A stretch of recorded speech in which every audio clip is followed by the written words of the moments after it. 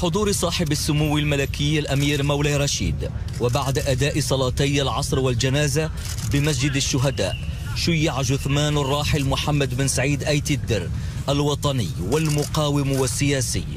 رافقه إلى مثواه الأخير أقاربه وذووه وشخصيات عديدة من المشهد السياسي والحزبي والنقابي، كانت شاهدة على عطاء رجل عرف بدماثة الخلق ووطنية صادقة ودفاع عن الوحدة الترابية.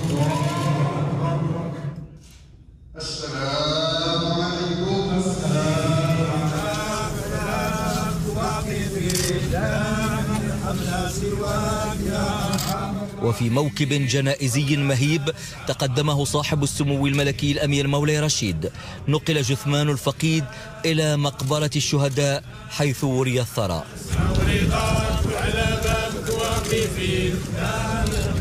رحل محمد بن سعيد آيت الدر وقد خلف إرثا حافلا يغني ذاكرة الوطن، فهو أحد أطر المقاومة وجيش التحرير، خاض الكفاح المسلح ضد المستعمر وشغل عضوية المجلس الوطني للمقاومة، وله في السياسة باع طويل، إذ كان رئيسا لمنظمة العمل الديمقراطي الشعبي التي أسسها في ثمانينيات القرن الماضي، وانتخب نائبا في البرلمان عن إقليم شتوكا إتباها. بن سعيد راه ديال المغاربة كاملين، الله يرحمه ويوسع عليه، وخلى التريكه مزيانه، الله يرحمه ويوسع عليه. الفقيد المجاهد والمقاوم محمد بن سعيد آيت الدر يعني من الماهدين للعمل الوطني، ومن الرواد السباقين لخوض غمار الكفاح الوطني من أجل الحرية والاستقلال والوحدة الوطنية.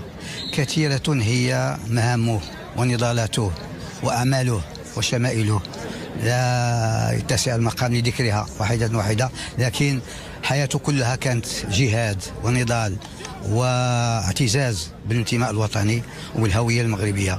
المقاوم الكبير الذي ناضل من أجل استقلال المغرب، الوطني الغيور الذي ناضل من أجل تقوية وتكريس الديمقراطية في بلادنا ودولة الحقوق، وفي نفس الوقت بالطبع لعب دور أساسي في تأسيس الكتلة الديمقراطية التي لعبت أدوارا مهمة بالنسبة للتطور الدستوري في بلادنا، وما هو مرتبط كذلك بالديمقراطية والدفاع عن حقوق الإنسان. سي محمد بن سعيد آيت الدر رحمة الله عليه ساهم كثيرا في النضال من أجل مغرب الديمقراطية والحرية، المغرب الحديث الذي آمنا به جميعا، كما كانت له إسهامات قوية في صفوف اليسار، وتدريجيا ساهم في تأسيس إلى جانب رفيقات له ورفاق له منظمة العمل الديمقراطي الشعبي، وساهم إلى جانب حزب التقدم الاشتراكي والاتحاد الاشتراكي والاتحاد الوطني للقوات الشعبية وحزب الاستقلال في تأسيس الكتلة الديمقراطية، وذلك أعطاه مكانة خاصة في مسلسل التحول الذي عرفه المغرب، وكان له كذلك دور في تأسيس الحزب الاشتراكي الموحد.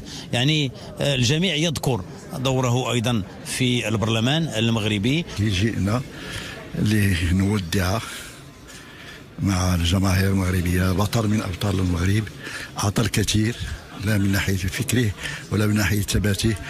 اليوم ودعت بلادنا رجلا استثنائيا اجتمع فيه ما تفرق في غيره.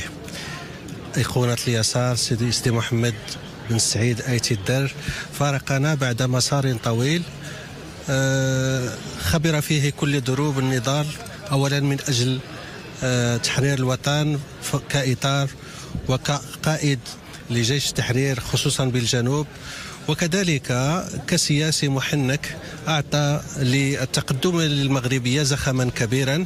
على إثر هذا المصاب الجلل الذي فقد المغرب أحد المناضلين الكبار، الرجل الوطني المعروف بأخلاقه وبمواقفه ونضالاته، وبهذه المناسبة الأليمة لا يسعنا إلا أن نتقدم باسم حزب الشور والاستقلال إلى رفاقه في اليسار وكل المناضلين والمناضلات بأحر التعازي والمواساة.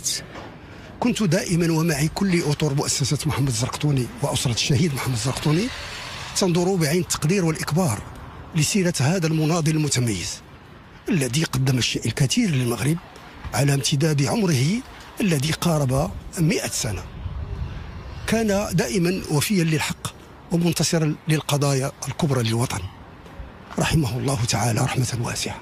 أستاذ محمد بن سعيد أيتي الدر، تكون الساحة الوطنية قد فقدت رجلا مقاوما سياسيا لا يعوض، الرجل الذي ظل صامدا في سبيل تحرير الوطن وظل وفيا لملكه ولشعبه ولوطنه. إذن مهما قلنا في حق الرجل لا نستوفيه حقه، فرحمة الله عليه وأسكنه فسيح جنانه. الراحل محمد بن سعيد أيتي الدر رصيد حافل توج عام 15 و2000 بتوشيحه من طرف صاحب الجلالة الملك محمد السادس نصره الله في الذكرى 16 لعيد العرش المجيد بوسام العرش من درجة الحمالة الكبرى. رحم الله الفقيد، وإنا لله وإنا إليه راجعون.